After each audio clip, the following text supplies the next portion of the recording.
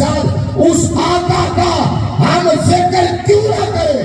میرا جملہ پوری توجہ سے سننا ہے، تمام لوگوں نے سننا ہے، دل میں جگہ دینی ہے اور اس پیغام کو لے کے جانا ہے اور اس مشن پہ چلنا ہے اور اپنے بچوں کو چلانا ہے، اس غلاظت سے بچنا ہے، اپنی نسلوں کو بچانا ہے، ہندوانہ رسم و رواج سے بھی بچنا ہے، ناچ گانے سے بچنا ہے، ڈھول ڈھمکے سے بچنا ہے، لچر پان سے بچنا ہے، بے حیائی سے بچنا ہے، فحاشی سے بچنا ہے، عورتوں اور مردوں کے اختلاط سے بچنا ہے۔ اب سنو جملہ، ہم کیوں نہ ہر سانس کے ساتھ اپنے اس لگپان آقا کا ذکر کریں جس نے اپنی حیات پاک کے ہر موڑ پہ ہمیں یاد کیا ہے۔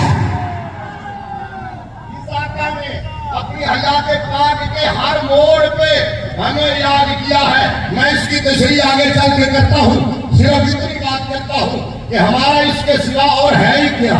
ہمارا اللہ کی قسم ہے کوئی اور حوالہ نہیں ہے۔ یہ باپ دادا والے حوالے بھی ختم ہو جاتے ہیں، یہ جو نسب والے حوالے یہ بھی ختم ہو جاتے ہیں، کاسٹ والے حوالے بھی ختم ہو جاتے ہیں، بزنس والے حوالے بھی ختم ہو جاتے ہیں۔ یہ دنیا کے سارے مناصب کے ٹیکس اور ٹائٹلز ختم ہو جاتے ہیں۔ اس دنیا میں یا آخرت میں اگر کوئی ہمارا حوالہ ہے تو وہ ایک ہی حوالہ ہے جو کبھی نہ ختم ہونے والا ہے کہ یہ مصطفیٰ والے ہیں، مصطفیٰ کے نوکر ہیں، یہ مصطفیٰ کے غلام ہیں۔ اور یہ میں نہیں کہتا، حضرت بلال حبشی رضی اللہ تعالیٰ عنہ، حضرت بلال حبشی رضی اللہ تعالیٰ عنہ، یار حضرت بلال یہ میرے نبی کا بلال ہے۔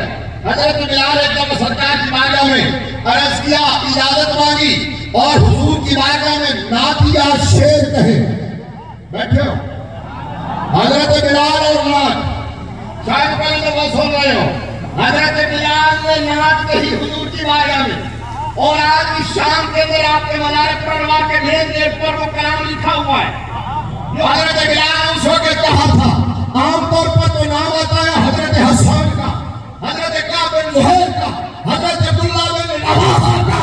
آؤ بتاتا ہوں، بلال بھی میرے نبی کا یادگار ہے۔ حضرت بلال سرکار کی بارگاہ میں کھڑے ہوئے اور ہاتھ باندھ کے حضور کی بارگاہ میں ایسے حضور کی طرف دیکھ کر وہ دعا کا مکھڑا دیکھتا۔ کریم النظرہ جنہوں نے سمجھ نہیں آئی آپ کو سبحان اللہ، سارا نہیں آئی، سارے آپ کو سبحان اللہ۔ اے حضرت بلال نے عرض کی، ارا برا جنت کرا کرائی کریم النظرہ، یہ حبشہ زبان میں ہے۔ حضرت بلال اپنی مدر لینگویج میں، مادری زبان میں حضور کی بارگاہ میں عرض کر رہے تھے، آپ کو سمجھ نہیں آیا، مجھے بھی سمجھ نہیں آیا۔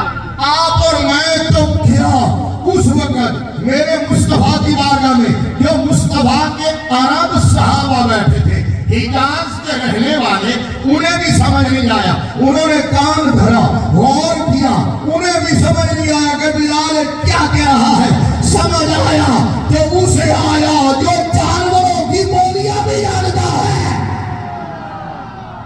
جو کوئی نہ بولے اسے بھی یہ سمجھ لیتا ہے، پتھروں کو بھی سن لیتا ہے۔ اب میرے مصطفیٰ مسکرائے، حضرت حسان کی طرف دیکھا، جب حضرت حسان پر نظر پڑی نا تو انہیں بھی سمجھ آ گیا بلال نے کیا کہا ہے۔ اب صحابہ کرام رضوان اللہ علیہ اجمعین کے چہرے پر حیرت و استجاب دیکھی تو حضرت حسان ہاتھ باندھ کے کھڑے ہوئے، عرض کیا تھا، اگر اجازت ہو تو ٹرانسلیشن کر دو۔ بھائی صدقے مہربانی مہربانی مہربانی، میں بہت تھکا ہوا ہوں، آپ کے لیے میں نے بھی بڑی قربانی دی ہے۔ دل کر رہا تھا کہ میرا لاہور بھاگ جاؤں، لیکن میں نے فیاض کرنا تھا۔ میں کہ یہاں تبدیلی آ رہی ہے، اللہ کے لیے ساڑھے علامہ ہمارے کی کوئی نیکی آ جاوے۔ حضرت علامہ شکیل احمد قادری صاحب جو ہے یہ تو یقیناً اس میں حصہ دار ہیں، جو سرپرستی بھی فرما رہے ہیں، قیادت بھی فرما رہے ہیں، مرکز بھی دے رہے ہیں۔ بلند آواز سے محبت سے کہیے اللہ سبحان اللہ۔ اب حضرت حسان بن ثابت رضی اللہ تعالیٰ عنہ کھڑے ہوئے اور عرض کیا، آقا اگر اجازت ہو تو ٹرانسلیشن کر دوں حبشہ سے عربی میں، حبشہ سے عربی میں، کیونکہ سامعین عرب تھے، حجاز کے رہنے والے تھے، مکے اور مدینہ کے رہنے والے تھے، عرب تھے۔ پتہ ان میں کون ہے؟ صدیق اکبر ہے، فاروق اعظم ہے، عثمان غنی ہے، مولا علی ہے۔ ابو ہریرہ ہے, ابو غفاری ہے, عبداللہ بن مسعود ہے, عبداللہ بن عمر ہے, عبداللہ بن عمر ہے, عبداللہ بن زبیر ہے, عبداللہ بن عباس ہے, ابو موسیٰ اشعری ہے, صہیب رومی ہے, عمار بن یاسر ہے, مصعب بن عمیر ہے. یہ چلیل اور قدر صحابہ رضوان اللہ علیہ مجمعین مصطفیٰ کی مجلس میں ایسے بیٹھتے تھے جیسے شمع کے گرد پروانے ہوتے ہیں یا چاند کے گرد ہالے ہوتے ہیں. یوں کام حدیث کا الفاظ ہے, کام علی رؤوسہم الطیر, وہ سروں کو جھکا کے بیٹھتے تھے جیسے ان کے سروں کے اوپر پرندے بٹھا دیے گئے ہیں. اوئے ہوئے ہوئے ہوئے, یوں سروں کو جھکا کے بیٹھتے تھے جیسے ان کے سروں کے اوپر پرندے بٹھا دیے گئے ہیں. وہ نظریں پھاڑ پھاڑ کے آقا کا دیدار نہیں کرتے تھے بلکہ تیرچھی نگاہوں سے رخ یار دیکھا کرتے تھے. تیرچھی نگاہوں سے رخ یار دیکھا کرتے تھے. کیا منظر ہوگا, کیا کیفیت ہوگی جس